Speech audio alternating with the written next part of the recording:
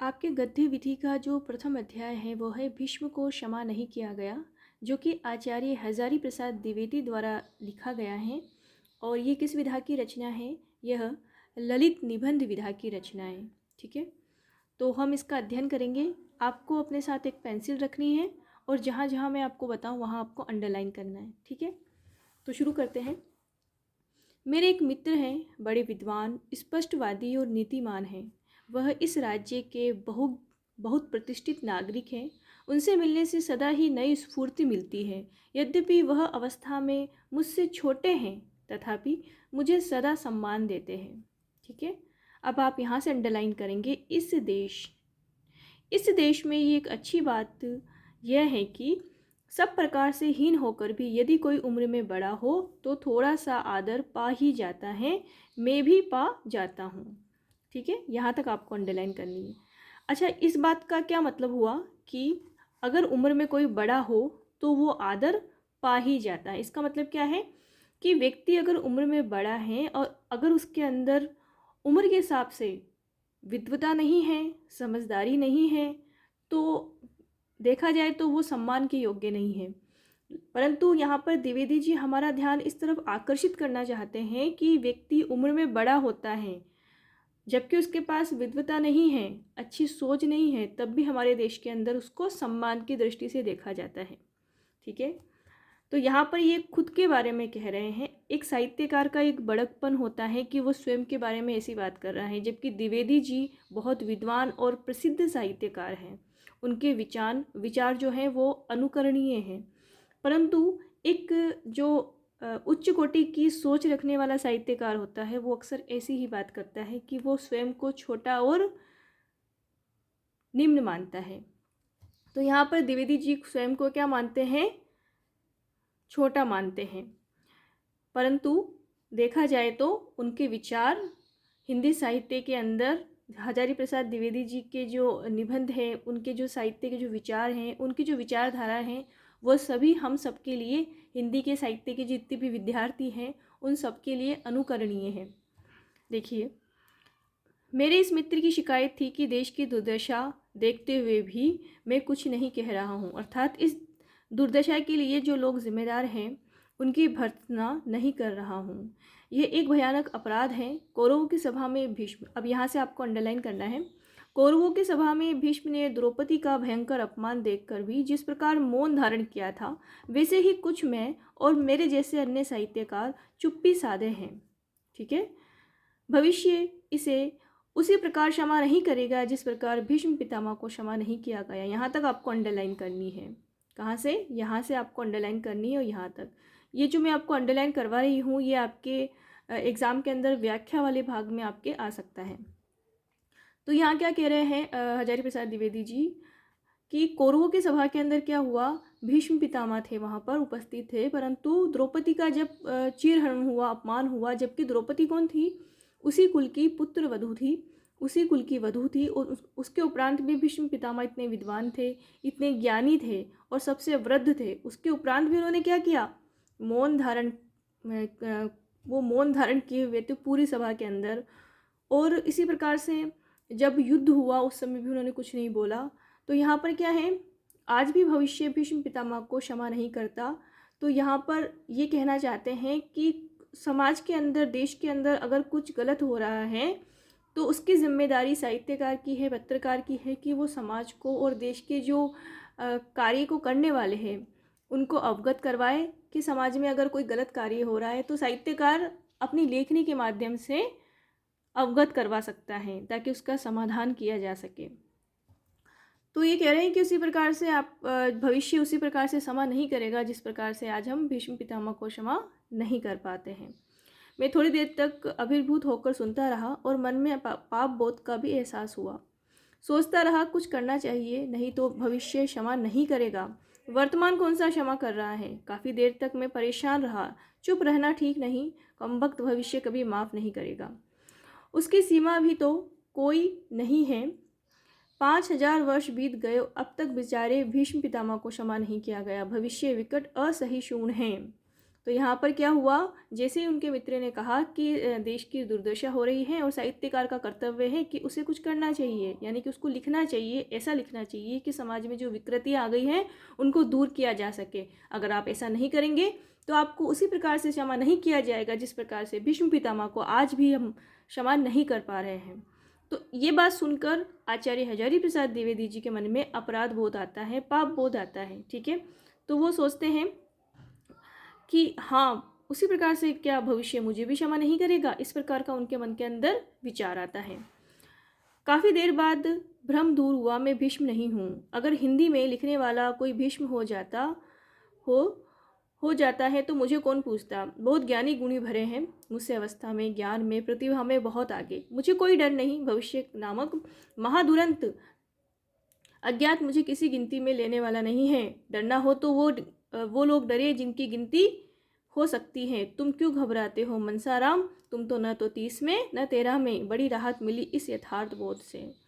अब यहाँ पर हजारी प्रसाद द्विवेदी जी अपने मन को तसल्ली देते हुए कहते हैं कि भाई मुझे डरने की कहाँ आवश्यकता है। मुझसे बड़े बड़े साहित्यकार, मुझसे बड़े बड़े पत्रकार और मुझसे बड़े बड़े रचनाकार बैठे हुए हैं, उनकी जिम्मेदारी है पहले तो। अगर वो ही ये कार्य नहीं कर रहे हैं तो फिर मैं अपने मन में अपराध बोध लेकर क्यों घूम रहा हूँ। भाई मुझसे पहले तो उनकी जिम्मेदारी है कि समाज में जो विकृति आ चुकी है, समाज के अंदर जो अपराध फैल रहे हैं, इसको दूर करने के लिए समाज के जो विद्वान लोग हैं उनको जागृत करें, उनको सचेत करें। तो जो वही नहीं कर रहे तो पहले तो उनको क्षमा नहीं करेगा, भविष्य उनको क्षमा नहीं करेगा। तो वो अपने आप को तसल्ली दे रहे हैं यहाँ पर। ठीक है, आगे हैं, मगर ये स्वीकार कर लेना चाहिए कि थोड़ी देर के लिए ही सही भीष्म मुझ पर छाए रहे। प्राचीन काल में भीष्म जैसा धर्मज्ञ और ज्ञानी खोजना कठिन है। महाभारत काल का शांति पर्व इसका गवाह है। कहा जाता है कि भीष्म पितामह बहुत विद्वान थे, बहुत ज्ञानी थे। कोई समस्या तो भली आदमी ने छोड़ी नहीं। प्राचीन काल के ज्ञानियों में भीष्म मुझे सबसे अधिक प्रभावित करता है। अपने अगाध इतिहास बोध के कारण युधिष्ठिर के हर प्रश्न के उत्तर में वह प्राय कहकर शुरू करते थे, अत्राप्युदाह तिमितिहास पुरातनम। यहाँ भी लोग इस पुराने इतिहास की नज़ीर देते हैं, यानी कि जब भी युधिष्ठिर उनसे कोई प्रश्न पूछते थे किससे, भीष्म पितामह से, तो वो इस प्रकार का श्लोक बोलकर उसका समाधान करते थे। ठीक है, यानी कि कहा जाता है कि भीष्म पितामह बहुत ज्ञानी थे, विद्वान थे और उच्च कोटि के विचार रखते थे। किस प्रकार अपने पुराने इतिहास से वह वर्तमान समस्या के सही स्वरूप का उद्घाटन करते हैं और उसका विकास क्रम समझा देते हैं, यह चकित कर देता है। हर प्रश्न की तह में जाने की उनकी पद्धति आधुनिक युग में भी उपयोगी है। ज्ञान और धर्म के सच्चे रूप को पहचानने में उन्हें कमाल की सफलता मिली थी। यह कहना गलत होगा कि भीष्म के प्रति भारतवर्ष में कृतज्ञता नहीं दिखाई। आज भी श्रद्धावान लोग भीष्माष्टमी को अपनी श्रद्धा उनके प्रति निवेदन करते ही हैं। यानी ये बता रहे हैं कि आज भी भारत में लोग उनके प्रति श्रद्धावान हैं, उनके प्रति अपनी श्रद्धा को प्रकट करने के लिए भीष्माष्टमी मनाई जाती है। यानी कि लोग ये तो मानते हैं कि भीष्म पितामह विद्वान थे, ज्ञानी थे और उनके उच्च कोटि के विचार थे, परंतु कुछ परिस्थितियों में जब वो नहीं बोले, मौन रहे, जबकि उनको बोलना चाहिए था। कुछ परिस्थितियाँ हो सकता है उत्पन्न ही नहीं होती, लेकिन उन्होंने उस समय मौन धारण किए हुए रहा। तो इस वजह से ये यहाँ पर ये बता रहे हैं कि इस वजह से आज भी भविष्य उनको क्षमा नहीं कर पाता। आगे कहते हैं, परंतु जिस समय मेरे मित्र अत्यंत प्रभावशाली शैली में भीष्म को मेरे ऊपर आरोपित कर रहे थे, उस समय थोड़ी देर के लिए भीष्म का आवेश सचमुच मेरे ऊपर आ गया था। प्रभावशाली भाषा में जादुई शक्ति होती है। देखिए, ये बहुत अच्छी बात है कि भाषा ऐसी होती है ना, किसी भी प्रकार की ऐसी भाषा होती है जो प्रभावशाली होती है। यानी कि हम व्यक्ति विशेष को, समूह को, समाज को कैसे प्रभावित कर सकते हैं। हमारे बोलने का अंदाज, हमारे बोलने की कला, हमारे बोलने का तरीका ही ऐसा होता है जो हर किसी को हमारी तरफ खींच लेता है। तो यहाँ पर ये क्या कह रहे हैं आचार्य हजारी प्रसाद द्विवेदी जी कि प्रभावशाली भाषा में जादुई शक्ति होती है, वाकई में होती है। शब्दों का जादू ऐसा होता है कि आप किसी को भी किसी भी पराये को अपना बना सकते हो, और शब्दों का जादू ही ऐसा होता है जिसको अपने को भी आप पराया बना सकते हो। तो ये सब शब्दों का माया जाल है। उसी से कवि पाठक को अभिभूत करता है। वक्त उसी के बल पर श्रोता पर छा जाता है। मैं भी कुछ आविष्टित हुआ, भीष्म की ही शैली में बोलने की प्रेरणा जागृत हुई। अत्राप्युदाह तिमितिहास पुरातनम, एक पुराना इतिहास मुझे भी स्मरण में आया। ठीक है, तो यहाँ पर भी ये कह रहे हैं कि जब भी भीष्म पितामह अपनी युधिष्ठिर की किसी भी समस्या का समाधान करते थे तो इस प्रकार का श्लोक बोलते थे और समस्या का समाधान करते थे। तो अब यहाँ पर हजारी प्रसाद द्विवेदी जी के सामने भी समस्या आती है, तो वो भी इस प्रकार का श्लोक बोलकर एक पुराने इतिहास को, यानी अपनी किसी पुरानी बात को याद करते हुए यहाँ पर अपनी बात को रख रहे हैं। तो वो हमसे क्या कह रहे हैं, कौन, हजारी प्रसाद द्विवेदी जी। वह इतिहास यह है कि इस बात 1935-36 की, उन दिनों में शांति निकेतन में था। एक दिन प्रातः भ्रमण के लिए निकला था। मैं साधारणतः प्रातः भ्रमण के लिए तभी निकलता हूँ जब किसी ऐसी उत्साही घुमक्कड़ से, जो श्रद्धेय कोटि के होते हैं, प्रेरणा मिलती है। उन दिनों श्रद्धेय आचार्य क्षिति मोहन सेन की प्रेरणा से प्रातः भ्रमण के लिए निकला था। सही बात तो यह है कि निकलते वह थे, मैं पीछे हो लेता था। तो उस दिन मैं भी उनके साथ ही निकला।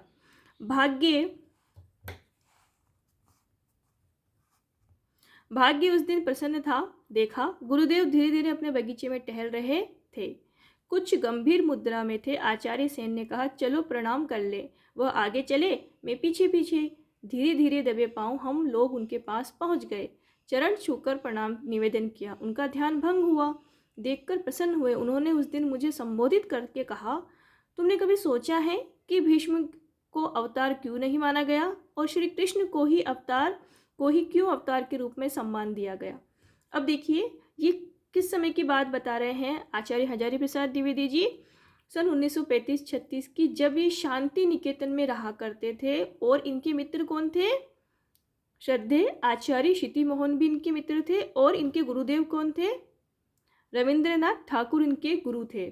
ठीक है, इनको सभी गुरुदेव कहते थे। तो रविंद्रनाथ ठाकुर उनके गुरु थे। और क्षिति मोहन के सेन का प्रभाव भी इनके साहित्य में हमें देखने को मिलता है। यानी कि आचार्य क्षिति मोहन सेन और आचार्य गुरुदेव रविंद्रनाथ ठाकुर का प्रभाव हमें आचार्य हजारी प्रसाद द्विवेदी के साहित्य पर देखने को मिलता है। तो ये वहाँ जाते हैं और गुरुदेव रविंद्रनाथ ठाकुर को प्रणाम करके, और ये वहाँ पर उनके पास बैठते हैं। तो उनसे ये प्रश्न पूछते हैं, कौन?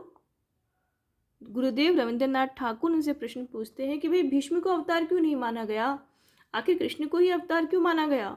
ठीक है, तो आगे क्या होता है? मैंने कभी ऐसा सोचा ही नहीं था, क्या जवाब देता? ये कौन कह रहे हैं? आचार्य हजारी प्रसाद द्विवेदी जी कह रहे हैं कि मैंने कभी ऐसा कोई प्रश्न मेरे दिमाग में कभी आया ही नहीं, तो मेरे पास उसका कोई जवाब ही नहीं था। ठीक है, मैं मन ही मन अपने सोचने की शक्ति की दरिद्रता पर लज्जित हो रहा था। आचार्य सेन ने रक्षा की। अब यहाँ पर आचार्य सेन ने उनकी रक्षा करते हुए, मतलब उनकी तरफ बोलते हुए क्या कहा? वह बोले, हम लोग तो ऐसे प्रश्नों का जवाब, उत्तर आपसे ही सुनने की आशा रखते हैं। गुरुदेव ने हंसते हुए कहा, आपने तो कुछ सोचा ही होगा, मगर मैं इस पंडित को ही छेड़ना चाहता हूँ। अभी नौजवान है, नया खून है, मार खाने की अभी शक्ति है, मेरी पीठ तो जर्जर हो चुकी है, कहकर गुरुदेव खूब प्रसन्न भाव से हंसे। तो यहाँ पर क्या है कि जैसे ही आचार्य क्षिति मोहन ने गुरुदेव से कहा कि भाई, हम तो इस तरह के प्रश्नों की आशा, आपसे ही सुनने की आशा रखते हैं, तो उन्होंने कहा कि नहीं, मैं आपसे नहीं पूछ रहा, मैं तो द्विवेदी जी से पूछ रहा हूँ। पंडित किसको कहा इन्होंने? गुरुदेव ने आचार्य हजारी प्रसाद द्विवेदी जी को कहा है। तो इस प्रकार की उन्होंने बात कही। मैंने विनीत भाव से कहा, ऐसा प्रश्न तो मेरे मन में कभी उठा ही नहीं, परंतु आप कहते हैं तो सोचूंगा। परंतु क्या सोचूं, यह आप बता दें। गुरुदेव के शब्द याद नहीं, पर उनके कथन की मेरे मन पर जो छाप रह गई है वह यह है कि सरशैया पर पड़े भीष्म ने जब भयंकर नरसंहार देखा होगा, उनके जैसे ज्ञानी के मन में कभी अपनी प्रतिज्ञा, उसके परिवर्ती परिणाम आदि बातें क्या उठी नहीं होगी? मैंने सोचना शुरू किया। कई प्रतिभाशाली मित्रों से भी सोचने को कहा था, पर सोचता ही रह गया। जिन्होंने सोचने के लिए उकसाया था वह चले गए। आज मेरे मित्र ने कहा कि भीष्म को क्षमा नहीं किया गया तो बात फिर उमड़कर नए रूप में मानस पटल पर हरा गई, लहराई तो क्या होगी। अब देखिए यहाँ पर क्या है कि जैसे ही इनके जो गुरु थे आचार्य गुरुदेव रविंद्रनाथ ठाकुर, उन्होंने इनको ऐसा कहा, उन्होंने इनको ऐसा प्रश्न पूछा कि आखिर क्यों क्षमा नहीं किया गया, किसको किसको क्षमा नहीं किया गया, भीष्म को। और आखिर क्यों अवतार के रूप में हम भीष्म को नहीं मानते, कृष्ण को क्यों मानते हैं, ऐसा क्या कारण है। तो वही सारी बात इनके दिमाग में वापस से रिपीट हो रही है। जब वर्तमान स्थिति में इनसे किसी ने प्रश्न पूछा, भाई भीष्म को क्षमा नहीं किया गया है, क्यों नहीं किया गया है, तो उस बात को ये याद कर रहे हैं जो शांति निकेतन में इनके साथ हुई थी। ठीक है। भीष्म शरशय्या पर सोए उपयुक्त काल की प्रतीक्षा कर रहे थे। आपको ज्ञात है कि भीष्म पितामह को एक वरदान मिला हुआ था कि वो जब मृत्यु का उन्होंने समय चुन रखा था कि जब अच्छा समय आएगा, अच्छी घड़ी आएगी, अच्छी मतलब कि शुभ काल आएगा, तभी वो अपने प्राण त्याग सकते हैं, ऐसा उनको वरदान प्राप्त था। तो वो शरशय्या किसे कहते हैं, वही जो घास से बनी हुई होती है उसकी शैया पर वो लेटे हुए थे। यहाँ पर शरशय्या का मतलब ये नहीं है कि जो बाण की शैया, धातु से बने हुए जो बाण हैं उसकी शैया की बात यहाँ पर नहीं है। शरशय्या का मतलब है एक घास आती है जंगल में जो उगती है, वो बहुत तीखी होती है, नुकीली होती है। यदि अगर आपने घास को देखा हो कभी, लंबी लंबी घास होती है और वो बहुत तीखी और नुकीली होती है, मतलब उसकी जो धार होती है ऐसी होती है कि अगर आपने उस पर हाथ लगाया तो आपकी उंगली भी कट सकती है। तो उस प्रकार की जो घास थी उसे शरशय्या पर वो सोए हुए थे और मरने के लिए उपयुक्त काल का इंतज़ार कर रहे थे, मतलब अच्छे समय का इंतज़ार कर रहे थे मरने के लिए। ठीक है। जैसे तैसे जब तब जहाँ तहाँ मरना भी ठीक नहीं होगा, उचित मुहूर्त में मरना चाहिए। साधारण मनुष्य मुहूर्त का विचार किए बिना ही मर जाते हैं। भीष्म ऐसे नहीं थे, उन्हें इच्छा मृत्यु का वरदान प्राप्त था। ठीक है। जब तक उत्तम मुहूर्त न आ जाए तब तक वह मृत्यु नहीं चाहते थे। इसका फायदा उठाया युधिष्ठिर ने सारी शंकाएं उनसे कह डाली और उत्तर भी वसूल लिए। अब जब तक उनकी मृत्यु का सही समय नहीं आ जाता था, तब तक युधिष्ठिर ने अपने मन के सारे जो प्रश्न थे वह भीष्म पितामह से पूछ डाले। मेरे एक आदि गुरु ने शरशय्या वाली कहानी सुनाई थी। उनके कहने का मतलब था कि भीष्म पितामह अनेक बाणों की नोक पर सोए हुए थे। उसका तकिया भी बाणों की नोक का ही बना था। मेरा बालक मन बहुत व्याकुल हो गया। वह हजार ब्रह्मचरी रहे हो, उन्हें बाणों की नोक तो चुभती ही होगी। अब यहाँ पर क्या कह रहे हैं कि जब ये छोटे थे आचार्य हजारी प्रसाद द्विवेदी जी, तब इनको ये बताया गया था कि जो भीष्म पितामह हैं वो जो बाण होते हैं ना धातु से बने हुए, उनकी नोक पर वो सोए हुए थे और उसी का उन्होंने तकिया लगा रखा था। तो इनका मन व्याकुल होता है और ये सोचते हैं कि आखिर उनको चुभन तो हो ही रही होगी, चाहे वो ब्रह्मचरी हो। ब्रह्मचरी होने से क्या होगा, शरीर में दर्द तो वैसा ही होता है, उन्हें बाणों की नोक तो चुभती ही होगी। बेचारे वृद्ध करवट भी नहीं ले पाते होंगे। और उसी में युधिष्ठिर प्रश्नों की बौछार कर रहे थे। यद्यपि वह युधिष्ठिर तो दयालु थे, तथापि उस समय थोड़ी और दया दिखाते तो क्या बिगड़ जाता। ठीक है। मैं जब उस दृश्य की कल्पना करता था तब मुझे बड़ी पीड़ा होती थी, पर दूसरे बच्चे ब्रह्मचर्य की महिमा का अनुभव करते थे और प्रसन्न होते थे। उनकी दृष्टि में ब्रह्मचर्य के लिए कोई कष्ट नहीं होता। मैं भी उसकी महिमा तो समझता था, पर न जाने क्यों मेरा मन दुखी हो उठता था। बाद में मेरे एक विद्वान बुजुर्ग ने बताया कि सर कंडे को कहते हैं, उसी से बाण बनते थे, इसलिए शर का अर्थ है बाण हो गया। भीष्म वस्तुतः बाणों की नोक पर नहीं, सरकंडों की चटाई पर लेटे थे। यह व्याख्या ठीक है या नहीं, पर मेरे बालक मन को इससे बड़ी राहत मिलती थी। सो भीष्म सरसैया पर थे, अर्थात सरकंडों पर की चटाई पर लेटे हुए थे। ठीक है। अब ये कह रहे हैं कि वो जो चटाई मतलब घास से बनी हुई चटाई पर वो लेटे हुए थे। तो इस बात को सुनकर आचार्य हजारी प्रसाद द्विवेदी जब छोटे थे तो इनको मन को एक शांति मिली कि चलो ठीक है, वो बाण की सैया पर तो नहीं सो रहे थे। वैसे जर्जर वृद्ध के लिए यह भी कम कठोर शैया नहीं थी, पर चुभने वाली नहीं होगी। समर्थ पोत्रों ने उसे कुछ तो तरीके से बनवाया होगा। ठीक है। युधिष्ठिर ने अच्छा ही किया जो उनका मन उनका मन बातचीत में उलझाए रखा। परंतु जब युधिष्ठिर और अन्य लोग उन्हें विश्राम करने के लिए छोड़कर जाते होंगे, तब एकांत में इस बूढ़े के मन में क्या चिंता रहती होगी। कुछ तो सोचते ही होंगे। श्रद्धालु लोग तो फिर कहेंगे कि वह तुरंत ब्राह्मी स्थिति में चले जाते थे, है ना। अब यहाँ पर ब्राह्मी स्थिति क्या होती है, मतलब ध्यान में चले जाते थे। उनको कुछ भी ज्ञात नहीं रहता था, उनके नश्वर शरीर का उनको कोई ज्ञान नहीं रहता था। ठीक है।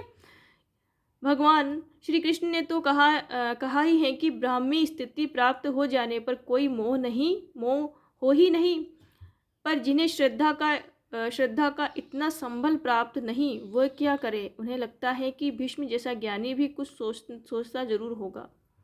ठीक है। देखिए अब यहाँ पर क्या है, गुरुदेव पूछते हैं कि भीष्म को अवतार क्यों नहीं माना गया। मेरे यह मित्र कहते हैं कि भीष्म को क्षमा नहीं किया गया। क्या दोनों बातों का अर्थ एक ही है। शायद भीष्म को क्षमा नहीं किया गया, इसलिए उन्हें अवतार नहीं माना गया। सही बात है भाई, उन्होंने कोई गलती की इसलिए उनको क्षमा नहीं किया गया, इसीलिए उनको अवतार नहीं माना गया। अवतार कौन होता है, जिससे कोई गलती नहीं होती है ना। कुछ बात है अवश्य। भारतवर्ष किस बात पर मौन भी रह जाता है तो उसका कुछ अर्थ होता है। ठीक है, यानी कि भारत के व्यक्ति, ये भारतवर्ष का मतलब क्या होता है कि भारत के विद्वान व्यक्ति किसी बात पर मौन भी रह जाता है, मतलब किसी बात पर व्यक्ति मौन रह जाता है तो उसका कोई ना कोई अर्थ होता है। ठीक है। किसी ने नहीं कहा कि भीष्म को अमुक अमुक कारणों से अवतार माना गया। एक को विष्णु का अवतार नहीं कहा गया क्योंकि वह नहीं थे, एक को मान लिया गया क्योंकि वस्तुतः थे। हमारे मनुष्यों ने इसी ढंग से सोचा होगा। अब यहाँ पर क्या है कि अलग अलग कारण बताए हैं कि विष्णु का अवतार माना गया क्योंकि श्री कृष्ण तो थे, और जिनको नहीं माना गया वो नहीं थे। तो ये अलग अलग कहानियाँ बना ली गई। ठीक है। दिनकर जी महामना और उदार कवि थे। उनसे क्षमा मिल जाने की आशा से इतना तो कहा ही जा सकता है कि भीष्म अपने बम भोलेनाथ गुरु परशुराम से अधिक संतुलित, विचारवान और ज्ञानी थे। पुराने रिकॉर्ड कुछ ऐसा सोचने को मजबूर करते हैं। फिर भी परशुराम को 10 अवतारों में गिन लिया गया और बेचारे भीष्म को ऐसा कोई गौरव नहीं दिया गया। क्या कारण हो सकता है। अब यहाँ पर सारा जो किस्सा है वो भीष्म पितामह के चारों तरफ घूम रहा है कि श्री कृष्ण को अवतार क्यों माना, उनको क्षमा क्यों नहीं किया गया। ठीक है, आगे देखिए। एकांत में भीष्म सरकंडों की चटाई पर लेटे लेटे क्या अपने बारे में सोचते नहीं होंगे। मेरा मन कहता है कि जरूर सोचते होंगे। भीष्म ने कभी बचपन में पिता की गीत आकांक्षाओं की तृप्ति के लिए भीष्म प्रतिज्ञा की थी। वह आजीवन विवाह नहीं करेंगे, अर्थात इस संभावना को ही नष्ट कर देंगे कि उन्हें पुत्र होगा और वह या उनके संतान कुरुवंश के सिंहासन पर दाव करेगी। प्रतिज्ञा सचमुच भीषण थी। कहते हैं कि इस भीषण प्रतिज्ञा के कारण ही वह देववंश से भीष्म बने। यद्यपि चित्रवीर्य और विचित्र वीर्य तक तो कौरव रक्त रह गया था, तथापि बाद में वास्तविक कौर रक्त समाप्त हो गया। केवल कानूनी कौरव वंश चलता रहा। जीवन के अंतिम दिनों में इतिहास मर्मज्ञ भीष्म को यह बात क्या खली नहीं होगी। आगे देखिए। भीष्म को आप यहाँ से अंडरलाइन करेंगे इसको। भीष्म को अगर ये बात नहीं खली तो और भी बुरा है। परशुराम चाहे ज्ञानी विज्ञान की जानकारी का बोझ ढोने में भीष्म के समकक्ष न रहे हों, पर सीधी बात को सीधे समझने की निश्चय ही वह उससे बहुत आगे थे। वह भी ब्रह्मचरी थे, बाल ब्रह्मचरी। पर भीष्म जब अपने निर्वीर्य भाइयों के लिए कन्या हरण कर लाए और एक कन्या को अविवाहित रहने को बाध्य किया, तब उन्होंने भीष्म को इस अशोभन कार्य को क्षमा नहीं किया। समझाने बुझाने तक ही नहीं रुके, लड़ाई भी की, पर भीष्म अपनी प्रतिज्ञा के शब्दों से चिपटे ही रहे। वह भविष्य नहीं देख सके, वह लोक कल्याण को नहीं समझ सके। फलतः अपहृता अपमानित कन्या जल मरी। ठीक है, अब यहाँ तक आपको अंडरलाइन करना है। ठीक है ना, मतलब बहुत सारी गलतियां भी भीष्म पितामह ने की है। उन्होंने एक तो क्या है कि उन्होंने सत्य को सत्य को लोक कल्याण से ज़्यादा श्रेष्ठ माना। उन्होंने कहा कि सत्य ज़्यादा महत्वपूर्ण है, लोक कल्याण इतना महत्वपूर्ण नहीं है। जबकि होना क्या चाहिए कि सामने जो परिस्थिति है हमें उसके अकॉर्डिंग अपना व्यवहार करना चाहिए। अगर सामने कोई गलत कार्य हो रहा है तो उसको रोकने के लिए हमें कभी कभी सत्य को छोड़ना पड़ता है और लोक कल्याण को महत्व देना पड़ता है। आगे देखिए, नारद जी भी ब्रह्मचर्य थे। उन्होंने सत्य के बारे में शब्दों पर चिपटने को नहीं बल्कि सबके हित या कल्याण को अधिक जरूरी समझा। ठीक है, सत्यस्य वचनम श्रेय सत्यादपि हितम वंद्यते है। भीष्म ने दूसरे पक्ष की उपेक्षा की। ठीक है, वह, अब यहाँ से भी आपको इस चीज़ को अंडरलाइन करना है जो मैं आपको बता रही हूँ, ऊपर रख लिया। वह सत्यस्य वचनम को ही हित से अधिक महत्व देते थे। ये देखो, मैंने कहा ना आपसे कि सत्य को महत्व देते थे हित से अधिक। अगर सामने किसी व्यक्ति के साथ गलत कार्य हो रहा है, उसको अपमान किया जा रहा है, उसको मारा जा रहा है, तो उस समय आपको ये नहीं कहना कि नहीं इसके कर्म में तो यही लिखा हुआ था, इसने गलत किया तो इसके साथ ऐसा ही होना चाहिए। नहीं, आप चाहें तो उसको बचा सकते हैं। तो कमियां व्यक्ति में नहीं होती हैं, कमियां क्या होती हैं, एक बुराई होती है, उस बुराई को दूर किया जा सकता है। ठीक है, परिस्थिति को बदला जा सकता है। लेकिन इन्होंने क्या किया, सत्य को अधिक महत्व दिया, कर्म को माना कि इन्होंने ऐसा ही कर्म किया हुआ, इसलिए इनके साथ ऐसा ही हो रहा है। ठीक है, श्री कृष्ण ने ठीक इससे उल्टा आचरण किया। प्रतिज्ञा में सत्य से वचनम की अपेक्षा हितम को अधिक महत्व दिया है। अंडरलाइन करना है आपको, ये पूरा जो पैराग्राफ है उसको अंडरलाइन करना है। क्या भारतीय सामूहिक चित्त ने भी उन्हें पूर्णावतार मानकर इसी पक्ष को अपना मौन समर्थन दिया। देखिए, यहाँ पर पूरी बात हमें समझ में आ जानी चाहिए कि भारतीय सामूहिक चित्त ने, यानी कि भारतीय जो विद्वान हैं जितने भी, उन्होंने इसी बात को मानकर उन्हें पूर्णावतार माना कि उन्होंने हित को अधिक महत्व दिया, सत्य को नहीं। सत्य बाद में है, पहले हित है, लोक कल्याण है। ठीक है, एक बार गलत सही जो कह दिया उसे ही चिपट जाना भीषण हो सकता है, हितकर नहीं।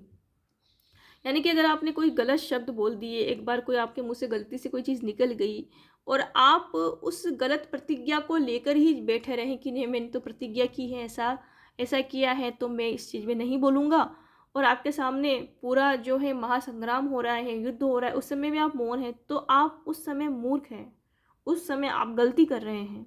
ठीक है, और दूसरी बात ये भी है कि अगर आपके पास बहुत अच्छी कोटि के विचार हैं, बहुत अच्छे कार्य करने के लिए हैं, लेकिन अगर आप उसको कर्मों के अंदर परिणित नहीं करते हैं, वहाँ पर भी आप क्या हैं, गलत हैं। तो भीष्म ने भीषण को ही चुना। भीष्म ने किसको चुना, भीषण को ही चुना। यानी कि उन्होंने क्या करा, सत्य को पकड़ लिया, उन्होंने अपनी प्रतिज्ञाओं को पकड़ लिया, लोक कल्याण की तरफ उनकी दृष्टि नहीं गई। आगे देखिए, भीष्म और द्रोण भी द्रौपदी का अपमान देखकर भी क्यों चुप रह गए। द्रोण गरीब अध्यापक थे, बाल बच्चे वाले थे, गरीब ऐसे कि गाय भी नहीं पाल सकते थे। ठीक है, और बेचारी ब्राह्मणी को चावल का पानी देकर दूध मांगने वाले बच्चों को फुसलाना पड़ता था, दूध पिलाने वाले बच्चों को। अब यहाँ पर द्रोण की बात कर रहे हैं ये, कि द्रोण और भीष्म दोनों ने द्रौपदी का अपमान देखा, परंतु द्रोण नहीं बोल पाए क्योंकि वो तो गरीब थे, उनके पास तो खाने के लिए दाना भी नहीं था, परंतु भीष्म तो बोल सकते थे। अवस्था में फिर लौट जाने का साहस कम लोगों में होता है, पर भीष्म तो पितामह थे। देखिए, भीष्म तो पितामह थे, मतलब घर का व्यक्ति, घर का सबसे वृद्ध और सबसे बड़ा व्यक्ति, उसके सामने अगर कोई अपराध हो रहा है, किसी भी प्रकार की अनहोनी हो रही है, किसी प्रकार का गलत आचरण किया जा रहा है परिवार के अंदर, या फिर हम देश के स्तर पर भी देख लेते हैं, देश में भी अगर कोई उच्च अधिकारी हैं या जिसके हाथ में सत्ता है, उसके सामने अगर गलत कार्य हो रहा है और वो देख रहा है, तो वहाँ पर वो क्या है, वो उसका जिम्मेदार है। ठीक है, उन्हें बाल बच्चों की फिक्र भी नहीं थी, यानी कि भीष्म पितामह के तो बाल बच्चे भी नहीं थे, ना ही वो विवाहित थे। भीष्म को क्या परवाह थी। एक कल्पना यह भी की जा सकती है कि महाभारत की कहानी जिस रूप में प्राप्त है वह उसका बाद का परिवर्तित रूप है। शायद पूरी कहानी जैसी थी वैसी नहीं मिली है, लेकिन आजकल के आजकल के लोगों को आप जो चाहे कह ले, पुराने इतिहासकार इतने गिरे हुए नहीं होंगे कि पूरा इतिहास ही उलट दे। सो इन कल्पना से भी भीष्म की चुप्पी समझ में नहीं आती। इतना सच जान, यहाँ से आप अंडरलाइन करेंगे, इतना सच जान पड़ता है कि भीष्म में कर्तव्य अकर्तव्य के निर्णय में कहीं कोई कमजोरी थी। अब यहाँ पर क्या कह रहे हैं कि वो कर्तव्य और अकर्तव्य, यानी कि उनमें जो निर्णय लेने की क्षमता नहीं थी, किसमें, भीष्म पितामह में, इसलिए कर्तव्य अकर्तव्य निर्णय में उनकी कोई कमजोरी थी। वह उचित अवसर पर उचित निर्णय नहीं ले पाते थे। उन्हें अवतार न मानना ठीक ही हुआ। आजकल, यहाँ से अंडरलाइन करेंगे आप, आजकल भी ऐसे विद्वान मिल जाएंगे जो जानते बहुत हैं, करते कुछ भी नहीं। करने वाला इतिहास निर्माता होता है। बहुत महत्वपूर्ण लाइन है ये वाली, जो आपके एग्जाम में बार बार कई बार पूछी गई है। करने वाला इतिहास निर्माता होता है। सिर्फ सोचते रहने वाला इतिहास के भयंकर रथ चक्र के नीचे पिस जाता है। इतिहास का रथ वही हाँक सकता है जो सोचता है और सोचे हुए को करता भी है। भाई सीधी सी बात है, अगर आपके पास उच्च कोटि के विचार हैं, आपके पास करने के लिए बहुत अच्छे कार्य हैं, आप बहुत अच्छा कर सकते हैं समाज के लिए, देश के लिए, और सबसे पहले स्वयं के साथ अच्छा कर सकते हैं, तो आपको करना चाहिए। ऐसा नहीं कि आप सोच रहे हैं कि हाँ अब मैं अच्छा करूँगा, उसके बाद ये हो जाएगा, उसके बाद मैं अच्छा करूँगा, या फिर मेरे साथ ऐसा हो जाएगा तो मैं इसके बाद मैं अच्छा करूँगा। तो वो वक्त तो कभी नहीं आएगा। जो करना है वो आपको आज ही करना पड़ेगा। अगर गलत चीज़ हो रही है, अगर विपरीत परिस्थितियाँ हैं, तो उसको ठीक करने के लिए सोचने से ज़्यादा बेहतर है कि आप सोचे हुए को अपने कर्म के रूप में परिणित करें। अगर आपके पास अच्छे विचार हैं, श्रेष्ठ विचार हैं, और समाज में उन विचारों से कुछ बदलाव आ सकता है, कुछ रूढ़ियाँ मिट सकती हैं, कुछ परिवर्तन आ सकता है, समाज का कल्याण हो सकता है, तो आपको अपने विचारों को कर्म के रूप में परिणित करना चाहिए। तभी आप इतिहास के निर्माता हो सकते हैं। इतिहास में आपका स्थान, इतिहास में आपको स्थान प्राप्त होगा। लोग आपको आपके नाम और आपके कार्य से जानेंगे, आपके सोचे गए विचारों से नहीं।